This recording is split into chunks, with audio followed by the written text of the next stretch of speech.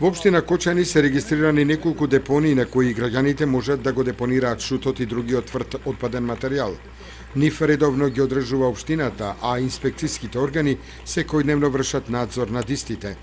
Меѓутоа, на неколку места во градот и неговата околина преку ноќ никнуваат диви депонии на кои граѓаните истураат шут и друг градежен материјал, а неретко се оставаат и предмети од домаќинството кои веќе се неупотребливи. На последната седница на Советот на општина Кочани, советникот Љупчо Стоилков со прашање токму околу дивите депонии.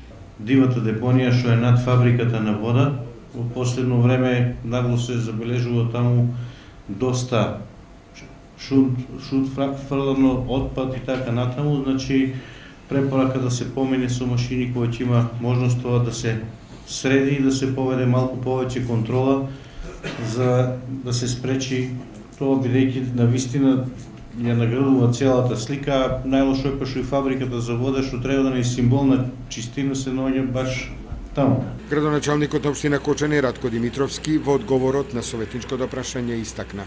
Ние мака мачиме со тие депонии не само таму, тоа и навлезу у Грдовци, тоа е и кај Прибачево, тоа е и на кај Бели, кога се оди на сите места.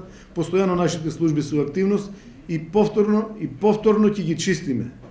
Значи, наша задача да ги чистиме, иако и од вас советниците се некои сложија дека имаме проблем со свеста кај нашите граѓани, дека треба да имаме едно почитување на тој комунален ред што го имаме направен. И казнуваме, да ви кажам, меѓутоа, за жал, тешко се опаметуваме и вашата сугестија ќе биде прифатена, чим се створат услови, ние праќаме машина, таа машина го изчисти, меѓутоа, за жал, не го почитуваме. Сепак, покрај ангажманот на инспекцијските органи од општина Кочани, граѓаните ќе треба да се однесуваат поодговорно и да не ги создаваат дивите депонии околу градот, туку напротив шутот и другиот цврст отпаден материјал да го носат на места определени